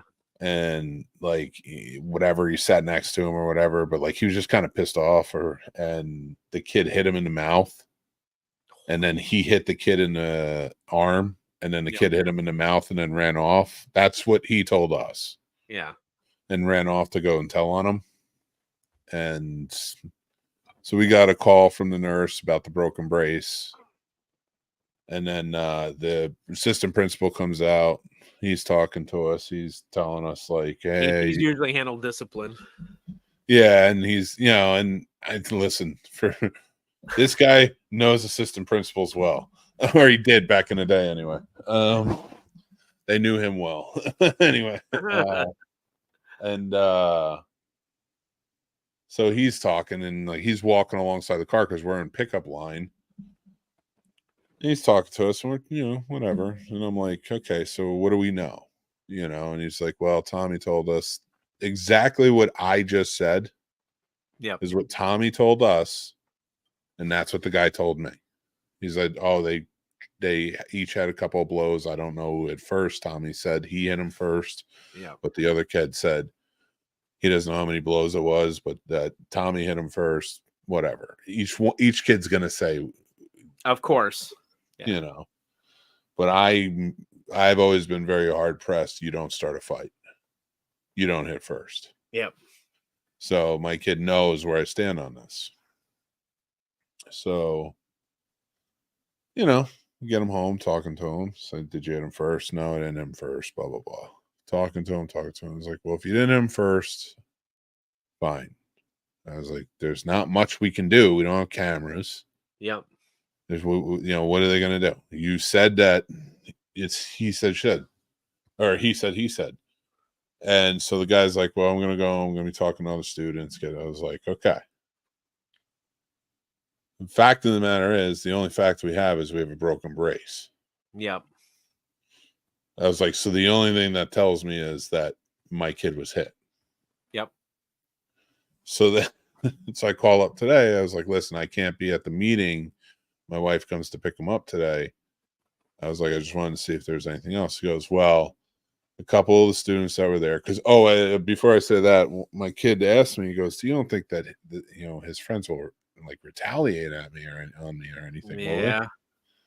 And I was like, honestly, you didn't seem too worried about this kid yesterday, and he ran to go and tell. I was like, I don't think so. Also, most of the time, usually it's one and done. Yeah, I was like, honestly, it was like, this might even be a situation where if you're lucky, you might even be able to be like, hey, I'm sorry, man. There's just kind of a bad day yesterday, and you guys might even be able to get away with just being friends. And he so then I left it at that. So then I called the assistant principal. I was like, what's going on? He was like, when I talked to a couple of the kids said that Tommy was on top of him, wailing on him. I'm like, no. Like, that's not my kid. My kid's not gonna wail based on on him. what? Because the previous day there was no real like that's not what the other kid said yesterday, but now 2 other kids are saying that he wailed on. Like, that's also shame on him for not following up. I'm sorry, like if it's a fight, I immediately follow up with everybody. They all come to my office and we're all gonna talk about this now. And and that's the funny thing. Like, I'm on the phone with the guy and I'm like, so wait a second. You're telling me that they wailed on him? I was like, and that's the only kid you talked to? Yeah, I'm gonna follow up more. I'm like, I was like, the fact of the matter is, the only thing you know is that there was a brace that was broken, so my kid was hit. And he goes, well, actually, there's a bruise on his arm, and Tommy did say hit him on the arm. Okay. Yeah. So now you know that each one was struck. That's the facts that you have right now. That's it. Yeah. And I was like, and who are these kids? Like, how do you know that they're telling the truth? Well, they don't seem like the type of kids to lie. I go, how do you know my kid's the type of kid to lie? He goes, good point. I was like, exactly. and I was like, okay. I was like, my wife will come pick up my son. Don't worry about it. Yeah. And then we can have a meeting with everybody once this is figured out. But Yeah. I am only interested in, I'm only interested in facts. I don't want any witness statements. I don't want any of this, that, or the other thing. I want facts. If you can tell me facts, then my kid can take any punishment based on the facts. But you're not going to lambast him with being the one in trouble. No, both of it. So both kids are probably do it as long as it's more. If this is, but didn't you just say that like your son this was the first fight? Your son would get some sort of like restorative punishment where he had to like do something to kind of like make up for the behavior he had. If that kid, that was his first time, the same thing, and we go on our fucking way. We don't need to suspend these kids for a first mistake. Now, if this is their second or third, we're gonna have a different conversation. But you're not gonna play any game where it takes 2 people to fight. And I'm gonna give both kids equal punishment, and we're gonna move on. And that's how it's gonna happen. I'm not gonna play this like one person's the aggressor, the other person. I'm not gonna do that game. Like, and here's the funny fucking part. Yesterday, he's standing out in the rain talking to us. I'm like, you want to talk about this later? Like, we can come in for a meeting. Or, you're standing. Sounds like he just doesn't want to be in the building right now. He's like, no, it's okay. It's okay. I got to stand out here for the pickup. I'm like, all right, fine. I didn't want to talk about this right now anyway. None of this seems like we need to talk about it at the moment. Yeah. You have no facts other than my kid's brace is broken. Like, I don't care about anything but your facts. When you have facts, come to me. Like, other than that, I don't care. And then I'll fight you on whatever you got, or not. Like, if you have facts and you're like, this is all your kid's fault and he did all of this, and I have every bit of fact and evidence. There's no way it's one person. Right. Like, I just sent 2 kids. 2 kids got in front of the cafeteria today, and I sent both their asses home for a day. Yeah, and so well, he's walking. I'm like, this gym class. You're telling me this is his fight. He's already had 2 incidents in this gym class where that haven't been reported, where he's been like attacked. And he's like, well, I've never heard anything about that. I'm like, yeah, because it's never been reported. I was like, one kid had to be restrained because he started to attack him. And I was like, and I don't know quite, I was like, I don't quite remember what happened at the other one, but another kid came after him about something. Jesus. So then they questioned Tommy about it and go, today they questioned Tommy about it and go, well, there were 2 other incidents where you were attacked. And he goes, well, no, there was one where a kid got restrained. And then another one where a kid screamed and called me the F word. Yeah. And he was just clarifying based off of what I said to a guy while he was walking alongside my car in the rain, me recollecting what my son told me months ago. And they looked at my son and go, well, it seems like you're changing your story. What? That's what they told an 11-year-old. This is like, and listen, I have a lot of respect for educators. I do. But I've seen a lot of this little shit where it's like, I get it, but it's like, And I'm not even like mad at the other kid or anything. Like, he's acting like a kid. That's what kids do. This is what kids do. Yeah. I don't want this kid kicked out of school. I don't want him punished. Man, I even told him, I was like, listen, you yelled in the kid's face. He punched you in the mouth. You like, honestly, like, you probably deserved it. Well, that's my conversation with those kids is like, did you learn anything from this experience where there are things that we shouldn't do? And like, these two today, I sent out. They both did a day. I was like, nah, like a kid, Mick, and I shit you not, a fifth grader body slammed another fifth grader because he said that his opinion was biased, and the fifth grader didn't know what biased meant, and he was like, biased. So the kid picked him up and body slammed him, right? And then another kid ran up because that was his friend and got in a fight with the first kid, right? So the first kid, I suspend for the day, and he's like, well, she came up, and I was like, I'm not even dealing with that part. I don't care about that part. Your son picked this other kid up and body slammed him for calling him biased. He's going to do a day. And then the other student who did not need to get involved and came up, they got a day. Because if they hadn't gotten involved, it would have just been done. Yep. And it, like, to a certain extent, some parents love the frankness of what I'm doing. I'm just like, I'm going to ignore the extended consequence of everything that happened afterwards. I'm going to focus on this, because I know it happened. These are the two things. And that is what I know. I'm not going to operate in the he said, she said. I'm not going to operate in the what came afterward. I'm not going to operate in any of that. This happened, then this happened. So both of you, this is your third time in my office for this kind of behavior.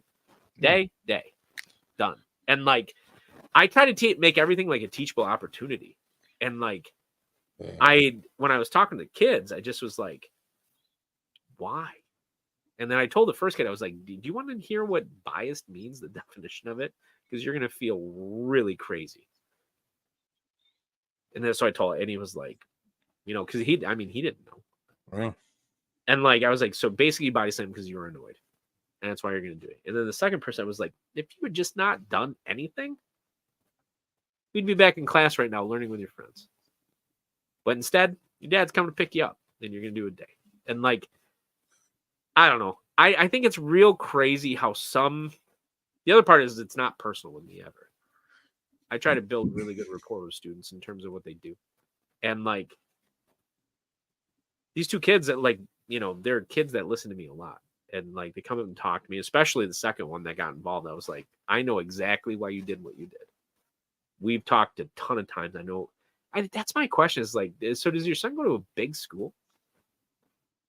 So we're not very big. I mean, we have like 400 kids. So. Oh, my kid. I thought you were still talking about. Did your kid go to a big school? Because I know every face in that school. I know every face in that school. No, it is a big school, and this guy didn't even know who my kid was. Like he was like, oh, I think I remember I had to ask him questions. He like my kid was a witness to something at some else. point for something. At some point. So in a bigger school, I could see how there's this like dissociation, so to speak. But even a bigger school, my goal would be to touch bases with every student in that school at one point. Like that'd be a goal of mine. I'm not saying that because every educator should do this. That would be a goal of mine because I would have to do that. I'd have to be driven to know. So I don't know. It's crazy that he wants to like extend this out and then somehow make one person who is very clearly involved like completely like, oh, it was all one person's fault. Like, fuck that. No. It's I mean, honestly though, like for me, it's like I get it if it's a big school and you don't know every student, but like this is one where it was a fight. Like for me, it's like, why is it at a point where you're calling? Like, I'm not saying you shouldn't call the parents, but like you're at statements, you're at this thing. Like, what happened to conflict resolution? That should be the first step. Like what happened to sitting them in your office and saying, okay, guys, what happened? Yeah. How did it get to this point? Can we talk it out? We don't do this anymore. It was like, okay, you have to go with the guidance counselor. Okay, you come with me. Okay.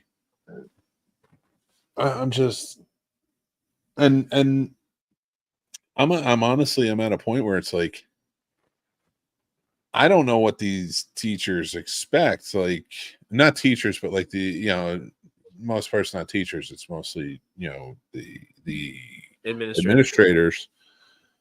Like, it's not that I'm not on your side. I'm on your side when it's logical and things like that. Sometimes it's not. Sometimes it isn't. Because you're dealing with a lot. Yeah. And I'm not going to put more on you, but I'm going to deal with my kid. And what I mean in that sense is, like, in this instance, like, I know my kids. I'm hands-on. Mm-hmm. So, like, if I'm here and I'm checking and I'm calling and I'm making sure, like, if I'm the next morning calling you saying I can't be at the meeting today, what's going on? I'm not a parent who's waiting for you to dole out the punishment. Yeah. Don't try to blow smoke up my ass. You're being proactive. Yeah. I know my kid. So when you tell me that these other kids are saying he's wailing on him, I think I know. I talk to my kid. We Also, have like, I know that's the other part is I don't deal in extremes. Like, I've had kids say some, like, because that's what kids do. They embellish the hell out of everything. And so, like, when some people start talking about that stuff, like, my favorite one is like stab. That's a verb that both teachers and students like to throw into statements. Stab. He stabbed him. And I was like, okay, was there blood? No. And I was like, then they didn't stab him. Like, did they poke them? Well, yeah, I guess it was more of a poke. And I was like, okay, poke is a more appropriate terminology in terms of a pencil. Because if I stabbed a dude with a pencil, it's going to be, there's going to be blood. And, like, so in terms of how I write this stuff up often, it's like, whale. Okay, what do you define as whale? What happened? How did that lead to that? What was the first movement in terms of it? Where were you? Were you on the other side of the gym? Were you right next to them? If you were right next to them and he was wailing, how did you not get caught up in it? Like, I start pressing with those kind of questions, and details start breaking down really quickly because, like, the real point is this: an 11-year-old is full of shit, and, like, and they're terrible. They're terrible storytellers. They're completely unreliable narrators, even in their own existence, let alone trying to describe the like existence of others. And so by the time I'm done with an investigation, I usually have at least like 10 statements. Like, I wouldn't even call a parent before I had 10 statements. I didn't, no way. And then at that point, I'm only going to deal with what I factually know. I'm not going to deal in some, like, overactive verb, like wailing. Only a couple times in my entire life, and I was a fighter, if I ever wailed on someone. And, like, they didn't come to school the next day. His come to school for a couple days. His first fight ever, he became a ground and pounder. Come on. I don't know if Tim would get mad at me for telling this story, but when he was in 3rd grade, 2 6th graders were picking him on the bus. And one thing you don't know about my brother is that he actually has a temper. It takes an infinite amount of energy to get there, but it does exist. I've seen it in my life a couple times. My brother, after this kid pushed him too far, jumped on top of a 6th grader. And then the 6th grader tried to defend himself and, like, hit him in the nose and was, like, bleeding. And my brother just went fucking apeshit. And he wailed on that 6th grader. That's wailing. Like, you're bleeding from the nose and pounding this 6th grader in the face. That's Jesus wailing. Christ. Like, he did some, I think my brother did some time for that one. I think he did like 3 days or something. God damn, dude. Well, that wasn't his first fight, though. But that's if you're gonna use the terminology, like, I have to have that conversation with teachers, though, because, like, man, 1st and 2nd grade teachers are real sensitive, and they'll say stuff like, stab, through, like, they'll use these verbs, and I'm like, okay, throw, describe throw. What do you mean? Because it's a chair, and you're talking about a 1st grader. So, like, can we be specific about what you mean? So that way when I call the parent up, they don't chew my ass because I pulled them out of work. Like, I don't know. Maybe the difference is that, like, I dissociate myself from the emotion of it, so to speak, and, like, all I want are the facts. Because I try to tell them, like I make sure to tell them too. Like I was like, you need to, and it doesn't always work. Like I told him as he was telling me, I was like, you need to calm down, and you need to be descriptive when you were talking, because everyone wants to use shit against you. Always. And also be careful about what you say. If somebody Yeah. give you free reign to start talking, immediately start using only specifics. Because like, don't overtalk ever, because I know a lot of administrators, their viewpoint is like, I'll cut kids off, by the way. I don't like, they'll start talking. I'm like, you can stop right there. I got what the information I need. But some administrators say, they'll just be like, yeah, tell me. And they'll just start going. I'm like, I'm not there to get you. I want to find out what happened. I want to help you fix the problem. And if you have an anger issue, let's address that. Let's get you some support structures for that and find out how we can help you with your anger problem. If you need to do a day, you need to do 3 days, and like you need to do 5 days, you're going to do that time. And hopefully use that as a period of reflection. You're going to come back and we're going to have a meeting. We're going to sit down and talk about it. And I'm going to like ask you pointed questions. Like, did you just sit around and play video games? Yeah. Did you think about it at all? No. Well, let's talk about it now, because before you go into the classroom, I want to know what you're thinking. Huh? And like, and that's the whole point is to get better. Discipline is not punitive; it's corrective. Yeah. And that. Oh, sorry. I was going Oh, it's okay. That's period. And like, I don't know. I think some administrators are like, they kind of get off on it. They're like, nah, I'm gonna dole out this punishment. I'm like, but and teachers, that's my thing. Because I stretch that discipline out. I stretch the rules of it. Somebody will be like, they were fighting, and then I do my investigation. I'm like, that was like more like disorderly behavior. I wouldn't call it fighting. Like a fight is a fight. Like it was disorderly behavior. They're gonna go to the student support specialist. They're gonna do a little counseling session, and we're gonna get on them with their day. Like, well, I think administrators, teachers are like any job. Like you're going to have shitty people in every position. Always. Yeah. Like, I mean, you can't not. And there's going to be people who are, I mean, listen, how many fucking people get caught fucking students? Now that I'm in K8, I don't have to deal with it as much. Yeah. Thankfully. But like, it's like, I mean, you can't like, that's why every time somebody's like, every teacher is a hero, it's like, what are they? Like, no. I mean, let's take a trip down to Florida. It's like any job. Like the other part though, that teachers don't do a lot of favors for themselves too either. Like I never played that martyr game. Like I'm just here for the kid. Like no, like it's a job first. I have bills to pay just like everybody else. Which is completely respectable. I love supporting students. Don't get me wrong. I love supporting students. I do everything I can to help them, but I also need to pay my bills. Oh, there we go. Love it, George.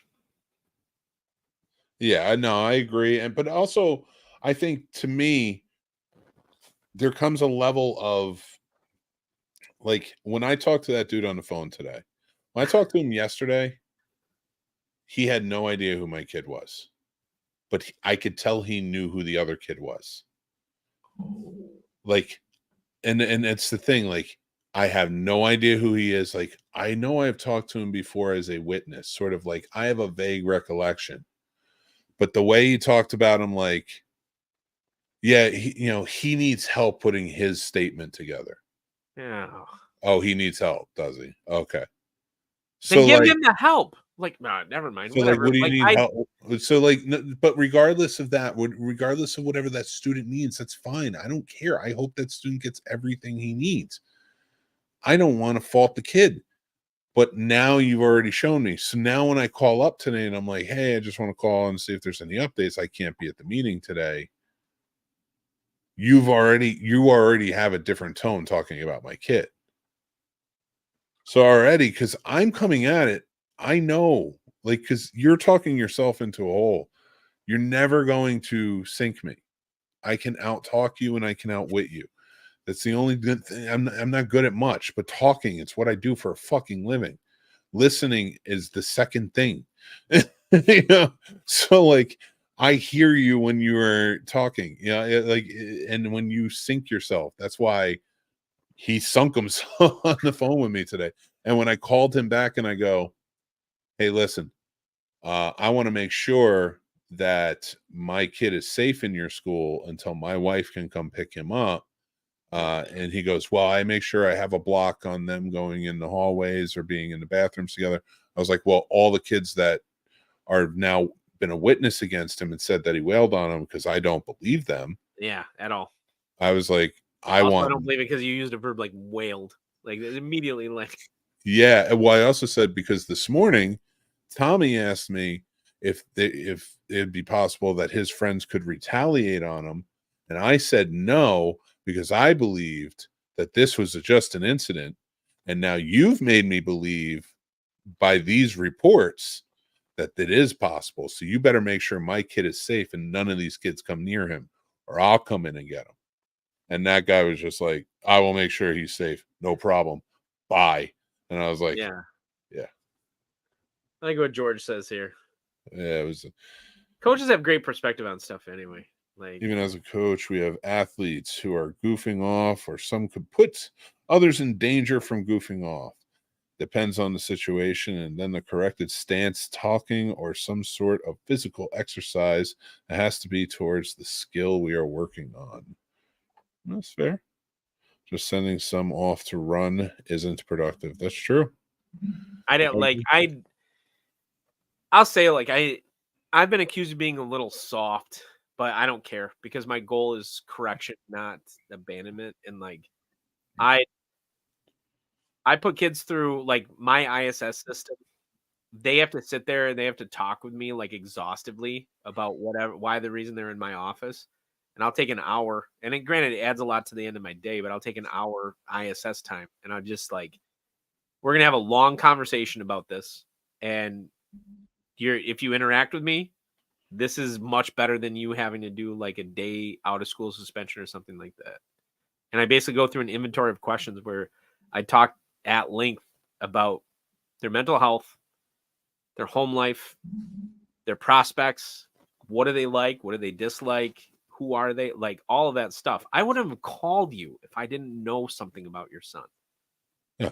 Like, I'm not saying that as like a bragging. I'm just saying, like, this is playbook 101 for leadership, period. Like, I don't even talk about schools. Fuck that. Like, leadership. Like, you should know your people. And I see it as like, my school is my classroom. They are my people, whether they are a teacher or a student, they're my people, and I got to know them. And like, shame on that guy for not at least sitting down and talking with your son before he talked to you. Because it sounds like he talked to him for 2.2 seconds, then made a judgment and called you. He didn't even talk to him. The guidance counselor talked to my son. And he went worse, by the like, hearsay of all that. Nope. So a teacher will tell me X, Y, and Z, and I'm like, all right, I'm going to pull this kid. We're going to have a conversation, and he'll be back in a little bit. It ruins instructional time for like 15, 20 minutes. Yeah, I know. But I'm going to sit down, learn something, and then I'll bring him back to class, and then I'll take an action from there. Like, I will say this, teachers, if you're listening, teachers do get frustrated with that, because they're like, oh, you brought him back to class. I'm like, well, I think it fit the bill. Like, hey, he is remorseful. He wants to make up for his actions. I've given him some consequences for what he did. He has to do X, Y, and Z. And we're moving on. And you're going to give him a clean slate. I'm going to give him a clean slate, and he's going to give you a clean slate. If he doesn't give you a clean slate, tell me, and we'll have a different conversation. Like, I don't know, man. It's so weird, because like, I do believe. Like, sometimes I wonder if the goal is like just to get rid of him. I think it is sometimes, but what drives me crazy, and I understand it's a lot. I do. Well, it's exhausting. It's other people's kids, so it's exhausting. Yeah, it is exhausting. It is. The alternative is you're going to turn it, like, imagine if you weren't a parent like you, and you're going to turn these kids loose to a parent who's like fill in the blanks, right?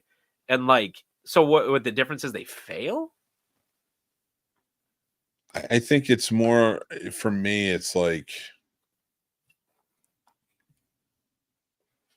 you do what you can, and I understand you do what you can, and the system's not easy. I don't use the word can. I use the word must. I do what I must. Does that feel different for you? Because it feels different for me.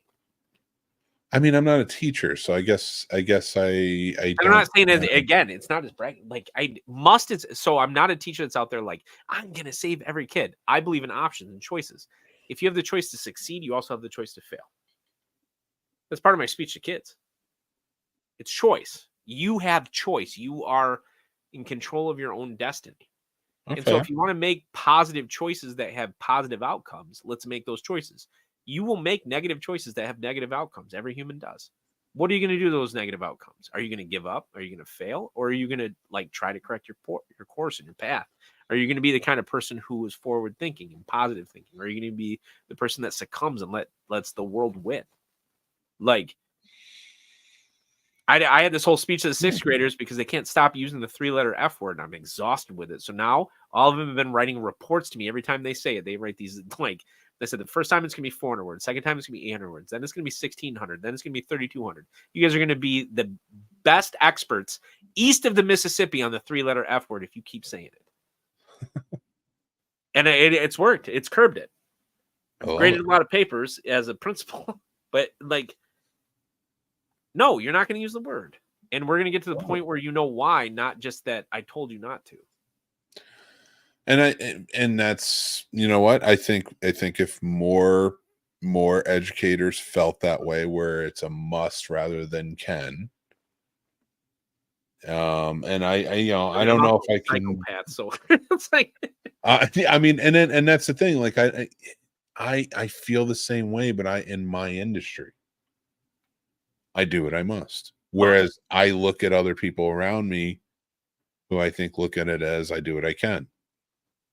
And I'm like, well, that's why but I also look at them and I'm like, that's why you're at where you're at. You know, that's why you don't see positive growth, regularly.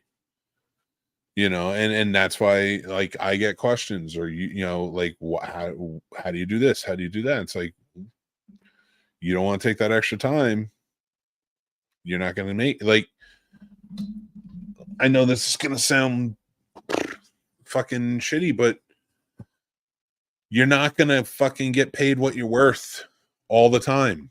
Sometimes you're going to have to put in some extra fucking work to get ahead. Yeah. It is what it is. Like, you just got to fucking do it. You just have to fucking do it. Like, that's life. Unless you have a principal like me that demands that you only work 40 hours in front of me, and I'm not going to stand for you working further in front of me. Fine, work 40 hours, but in that 40 hours, don't stop moving. That's whatever they like. That's it. My thing is this: is that like I spent a long time as a teacher where I had people abuse the fact that I was salary and not hourly, and like choice is also paramount. That comes before anything. And I'm like, if you're choosing to do X, Y, and Z, then you choose. But I understand I do not necessarily support you going this far as far as I think you're going. I will be there with you. I will stand there with you if you make that choice. I was there until 6:30. So I got to on Wednesday, I got to work at 6:30 in the morning. And I was there until 6:30 at night waiting with a teacher for parents that showed up late. And I mean, at that point, like, I could have just, probably gone home or whatever, but she had to do some stuff in her classroom. She was like, I still got a couple things to do. And I was like, let's do them. And so I think Miranda yelled at me. I think I got home at like 7:45 because I wasn't going to let her walk out in the parking lot by herself. This is like a 58-year-old lady. I wasn't going to let her, like, but two, like, I'm not going to, she has work to get done and I want to help. And like, so I'll put in the extra hours, but I would never demand my team do it. Ever. But it's not always demand. Some people want to do it. Some people if you want to, that's your choice. Yeah, I agree with that. If you want to, it's your choice. Yeah. I'm just so protective over their mental health that like work-life balance is so important that like if I want to, I know what I can take, and it's a lot, but I don't necessarily. I'm not the expert on what other people can, so I never assume. So if you choose, okay, I'm there with you. If you choose not to, I'm still okay with it. I will never be the kind of boss that's like going to hold you accountable for things beyond what you have contractually signed up for. This is not fair. No, that's a good boss. I know what I can take, but I'm also willing to admit that I have no clue what another person can. So Yeah, and but it's always good to just talk to people about it too. Just be like, because then if they don't feel demanded by it, sometimes it's just like, if you feel like doing this, go ahead. You have the ability to do it, and that freedom is always nice. It always feels good to do it, because then, like, it's nice to have that extra, like, okay, I'll do this extra work. I don't feel like I'm killing myself for nothing. This is for me. yeah, I'm doing it for the kids, but personal choice. Well, and that's I try to avoid that like statement just because it's like been abused. Administrators abuse it in terms of teachers saying like, well, it's actually for the kids. So do you actually care? They've said that. I've heard people say like, if you don't do this, you don't care about the kids. Like, fuck you, dude. I care, but I also want to get home and see my wife and my dog, and I want to take my dog for a walk, and like that doesn't mean I don't care about the kids. Those things aren't exclusive. And like, I don't know, man. Yeah. I like after all, life is larger than your job. Life is larger than your hobby. Life is larger than like the only thing is equally large as life is love. How's that, Mick? Is that a good ending point? The only thing equally as large as life is love. Believe, baby. Oh, God, don't even start. We're not going to do that. All right. So let's wrap up. Our Ted Lasso's podcast is coming up soon. It's happening. George can do it. George is a good coach. I can tell. George is a good coach. Yeah, but we're trying to turn you in. Listen. All right. Listen. It was a blast. That was fun. Good night, everybody. Be kind. Donate to Bloody Summer Camp too. Indiegogo. Comments in the link. You heard him. He's over there. I'm fucking yawning. Good night, everybody.